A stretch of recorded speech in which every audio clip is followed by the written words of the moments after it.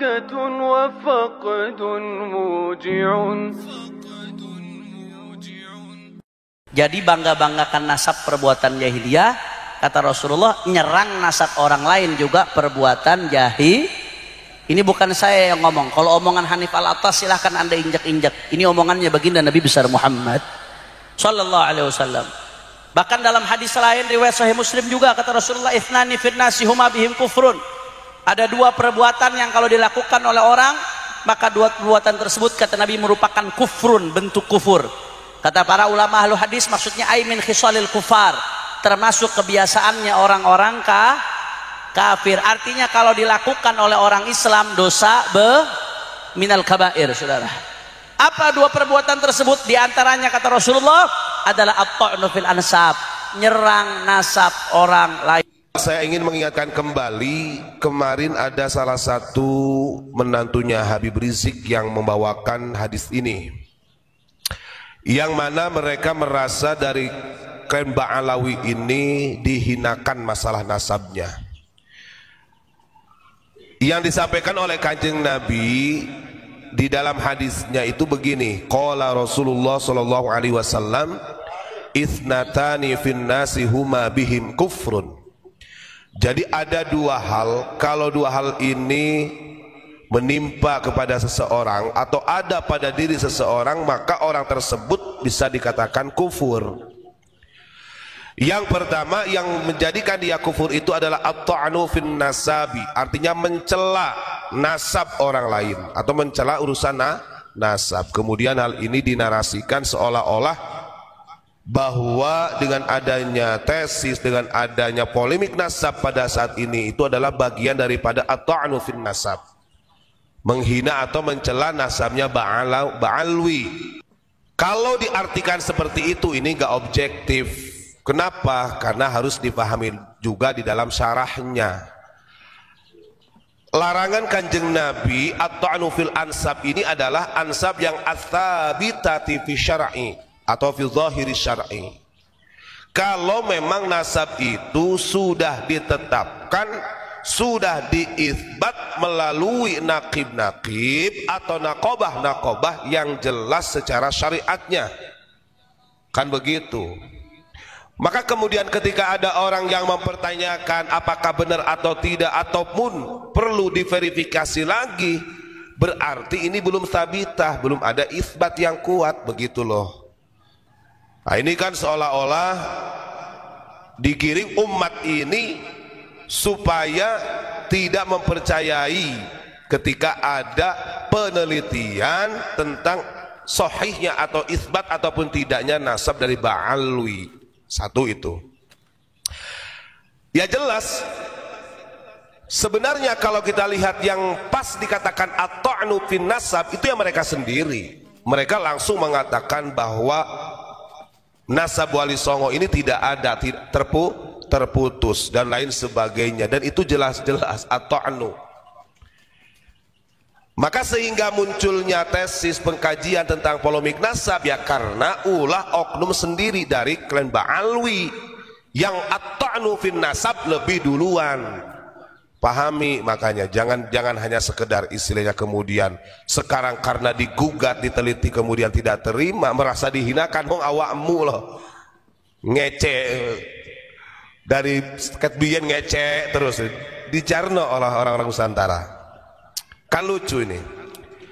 Yang kedua yang mengakibatkan seseorang itu kufur adalah waniyahatu alal mayyit, atau meratapi orang yang mati.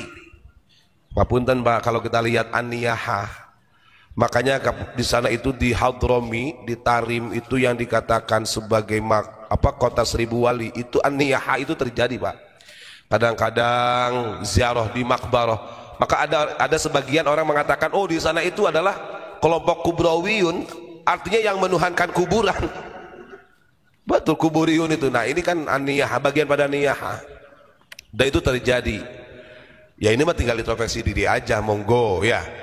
Jadi jangan salah narasi. Justru yang at-ta'nu fin nasab, yang lebih dahulu menghinakan tentang nasab daripada Wali Songo, nasabnya ulama Nusantara, ya dari klan Ba'alwi. mereka sendiri. Maka jangan salahkan ketika ada orang-orang kemudian bangkit ingin meneliti lebih jauh keabsahan daripada nasab Ba'alwi, terverifikasi ataupun tidaknya, atau sudah diisbat atau belumnya oleh nakobah-nakobah internasional. Kan begitu. Tuh. Kemudian dalam hadis yang lain, ingat, walaupun kemarin Habib Rizik sudah mengatakan, dia mengatakan bagi para habaib yang merasa dirinya sebagai dzurriyyah Rasul, cucu Nabi, janganlah sombong kalian. Nah, ini tetap bahasanya kan tetap ada cucu Nabi, ada pengakuan. Ini kan lucu. Artinya begini, kalau ketika memang ingin menyadarkan dari kaumnya, ya bahasanya yang bagus lah. Jangan kemudian kalimat itu dengan lantang disampaikan, wahai para habaib, gitu kan. Cucu-cucu Nabi, dzurriyyah Nabi, jangan sombong dengan nasabnya. Nah, ini kan artinya ada pengakuan yang kekeh. Itu strategi bahasanya itu. Jadi bahasa satire. Padahal kalau kita lihat dalam konsep hadis, Kanjeng Nabi itu mengatakan begini dalam sabdanya, innallaha ta'ala auha ilayya an tawadhu. Kata Kanjeng Nabi, sesungguhnya Allah Subhanahu wa ta'ala itu telah mewahyukan, telah memberikan wahyu, telah memberikan mandat kepadaku. Apa mandatnya? Antawadhu, untuk perilaku tawadu. Handap asor Mas Rizik ya. Jadi ojo ngeceng-ngeceng ngono rek. Nanti keliru maneh. Iya, menyampaikan gitu kan dari Facebook aja kelihatan. Nanti keliru lagi kan. Ini loh masalahnya tawadu yang terpenting itu. Kanjeng Nabi apakah diberi mandat oleh Allah untuk al-fakhru bil ansab? Tidak. Beliau mengatakan auha ilayya an tawadhu, Allah telah memberikan wahyu mandat kepadaku berupa tawadhu. Apa maksudnya tawadhu? Hatta la yabgha ahadun ala ahadin. Tawadhu di sini kata Nabi sehingga tidak ada seorang pun yang melebihi tinggi daripada orang yang lain. Artinya tidak ada yang unggul-unggulan, tafaddul, enggak ada. Bahwa orang Ba'alwi lebih tinggi daripada dzurriyyah Wali Songo, atau Wali Songo lebih tinggi dari dzurriyyahnya Ba'alwi, atau mungkin orang Maroko lebih tinggi daripada orang Nusantara, begitu juga orang Nusantara lebih tinggi martabatnya daripada orang Maroko. Tidak ada. Saya kemarin katakan mereka ini mengajak bersatu kepada kita, tapi ingat bersatunya kita dibawa ke tiak mereka. Wala yafkharu ahadun ala ahadin. Satu lagi mandat yang Allah berikan kepada Kanjeng Nabi yang dimaksud tawadhu, wala yafkharu ahadun ala ahadin. Tidak ada kebanggaan satu sama lain secara nasab. Ini sudah selesai sudah. Ini masih kekeh. Orang-orang dulu itu walaupun tidak isbat atau tidak intisab dengan dzurriyyah Rasul, ya jadi wali, ya jadi wali.